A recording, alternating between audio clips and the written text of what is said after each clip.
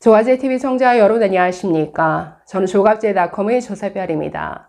2025년 5월 14일 오전 11시입니다. 국민의힘과 김문수 후보는 이번 대선에서 이길 생각이 없는 것 같습니다. 한쪽에는 윤석열을 또 다른 한쪽에는 음모론 광장 세력까지 끼고 선거를 치르겠다 하고 있는데 이건 안 될 말이죠. 김문수 후보는 12.3 비상계엄에 대해서도 어정쩡한 사과를 하더니 어제 윤석열 출당 조치에 대해서는 사실상 거부 의사를 밝혔습니다.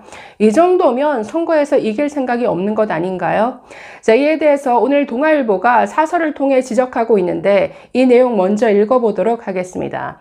자, 제목이 김문수, 윤석열 출당 도리가 아니다. 이래서 탄핵 예강 건너겠나? 자, 내용 읽어보시면 김문수 국민의힘 대선 후보는 13일 윤석열 전 대통령의 탈당 문제와 관련해 탈당하느냐 안 하느냐는 본인의 뜻이다. 자기가 뽑은 대통령을 탈당시켜서 면책될 수가 없고 도리도 아니다라고 말했다.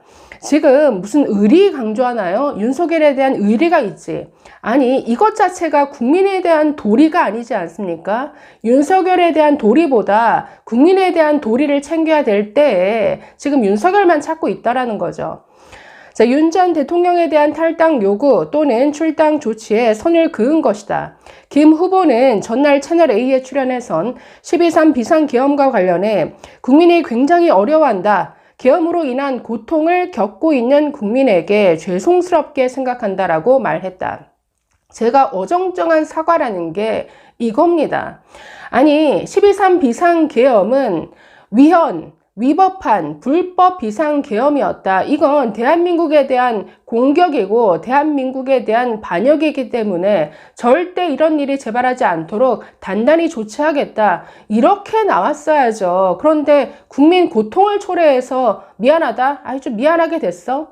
지금 이렇게 말했더니 그 김문수 선대위 관계자 이렇게 말했습니다. 이 계엄 자체보다는 계엄 이후 초래된 국민 불편에 대한 사과, 여기에 방점을 찍어달라. 아니, 계엄 자체에 대해서 미안하다고 한 게 아니고 계엄으로 인해서 국민 불편을 초래했다. 아니, 좀 불편하게 만들어서 미안해. 이 정도 수준의 코멘트라는 겁니까? 이러니 한심하다라는 거죠. 이에 대해서 어제 저희 조갑제 대표가 그 라디오에 출연해서 이렇게 비유했습니다. 아니, 전국에 곳곳에 불을 지른 방화범이 기껏 나와서 한다는 소리가, 아니, 불 질러서 소방차가 출동하는 바람에 교통체증으로 불편을 겪게 해서 뭐 미안해. 그러니까 이 정도의 사과에 불과하다라는 거죠.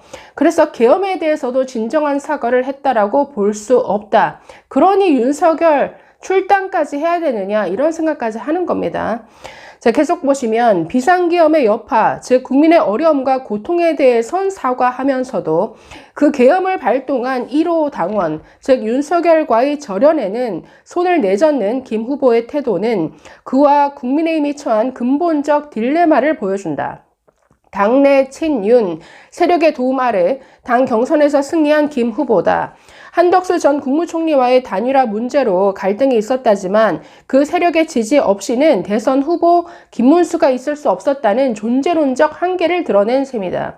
김문수 자체가 친윤 광장 세력으로 봐야 되지 않나요? 부정선거 음모론 믿고 뭐 계엄에 대해서 반대했다고 하지만 탄핵에 반대했잖아요. 자, 그러니 사실상 한덕수와의 어떤 단일화 그 막장 극에서 이분이 친윤에 맞서는 것처럼 뭔가 착시 현상을 일으켰지만 사실상 이분도 친윤 후보인 셈이죠. 자, 그간 김 후보는 윤 전 대통령의 계엄을 옹호하지는 않았다. 그러나 계엄은 대통령의 권한이라며 윤 전 대통령 탄핵에 반대했고 부정선거 음모론에도 동조하는 모습을 보였다. 사실 그의 대선 후보 여정도 국회에서 국무위원들을 향해 일어나 사과하라는 야당 의원의 질타에도 자리에 앉아 사과를 거부한 꽃꽃 문수 장면에서 시작됐다. 그는 지금도 계엄은 극단적 선택 중 하나인데 그 방법이 옳았느냐에 대한 논란이 있지만 이라면서 모호한 태도다. 이런 줄타기식 태도는 김 후보만의 문제가 아니다. 전대미문의 후보 교체 소동 와중에 김 후보를 공격하던 이들이 일제히 태도를 180도 바뀌었는데 그 급속한 태세 전환은 혀를 내두를 정도다. 네, 단식하던 권성동 뛰쳐나와서 이 선대위 들어갔죠. 자, 김 후보를 두고 알량한 후보 자리라던 권성동 원내대표를 비롯해 김 후보의 단일화 버티기에 좌파식 조직 탈취 시도라고 맹비난했던 박수영 의원 등 친윤계 인사들은 이젠 누구보다 더 열심히 선거운동을 한다며 그 모습을 자랑하기에 급급하다. 김 후보가 사과는 했지만 여전히 미진하다. 옆구리 찔러 절받는 식의 사과로 국민을 설득할 수는 없다. 그렇다고 김 후보와 국민의힘이 윤석열의 그늘에 갇혀선 중도 확장은커녕 폭넓은 보수층 지지도 확보할 수 없다. 음모론과 망상에 사로잡힌 세력과는 분명히 다르다는 사실을 보여주지 못한다면 대선 승리는커녕 이후 보수정당의 재건도 어려울 것이다. 이 마지막 문장이 핵심이죠. 음모론과 망상에 사로잡힌 세력과는 분명히 다르다. 문제는 다르지 않고 음모론 세력입니다. 망상, 글쎄요, 계엄 망상까지는 모르겠지만 적어도 음모론 망상에 사로잡힌 세력인 것만은 분명한 것 같습니다. 이러니 대선 승리는커녕 보수정당 재건도 어려울 것이다. 자, 마지막에 팩폭인데, 자, 이분이 계엄에 대해서도 어정쩡히 사과하고 윤석열 출당 못 시킨다라는 거, 저는 이건 하나로밖에 설명 안 된다. 부정선거 음모론 때문이죠. 부정선거 음모론에 빠진 분들의 사고체계가 이렇습니다. 한번 생각을 해 보십시오. 이 선거에서 대규모 북한 또는 중국이 개입한 대규모의 부정선거, 선거 조작이 있었고 그것 때문에 민주당이 다 국회를 차지하고 있다. 이런 망상에 사로잡혀 있으니 그렇기 때문에 그들에게는 계엄이 계몽령이 되는 겁니다. 이런 분들한테 무슨 진정한 사과가 있겠으며, 아니 이걸 밝혀내기 위해서 윤석열이 계엄까지 저질렀다. 윤석열 잘라내지 못하겠죠. 그렇기 때문에 그렇게 확실한 김문수가 어정쩡한 태도를 보이는 게 딱 두 가지입니다. 계엄과 부정선거.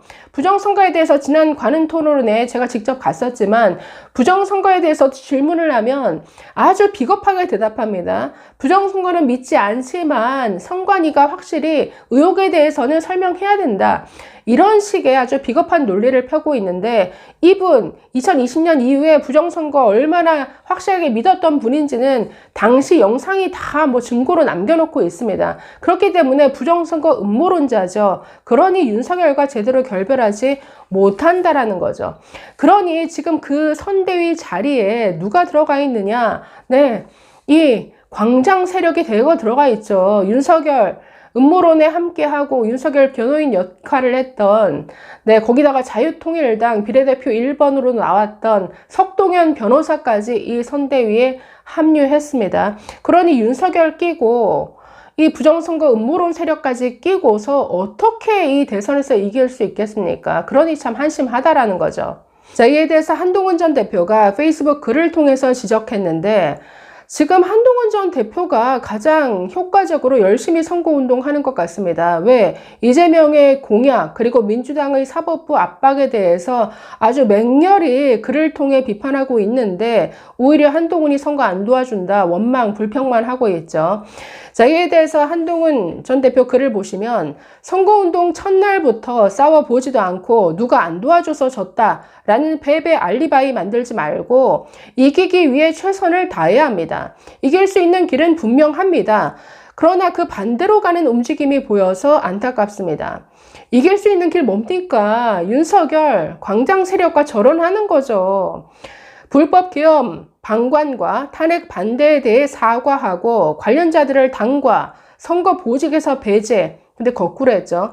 윤석열 전 대통령 출당으로 윤 전 대통령 부부와 당을 절연하고 자통당 등 극단주의자들을 멀리해야 합니다. 이미 저는 경선 이후에도 누구보다 앞장서 이재명 민주당과 싸우고 있습니다. 그리고 불법적인 후보 교체를 막기 위해 누구보다 앞장섰습니다.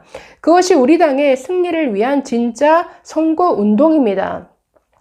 아니, 나는 이렇게 진짜 선거운동 하지 않느냐. 그런데 왜 지는 쪽으로만 가고 있느냐. 이런 지적이죠. 패배 알리바이 만들지 말고 이기기 위해 싸워 주십시오. 저는 최선을 다할 것입니다. 자, 그런데 그 반대로 가는 것 같습니다. 지금의 국민의힘 김문수의 빅텐트는 뭔가 중도 또는 이준석과 빅텐트를 도모하는 게 아니라 정광훈, 황교안 이런 광장 세력과의 빅텐트를 도모하니 지금 아스팔트 세력, 부정선거 세력이 가득 선관위에 그 선거 캠프에 들어와 있다라는 거죠. 이렇게 해서 이길 수 있겠습니까? 참 한심하네요. 감사합니다.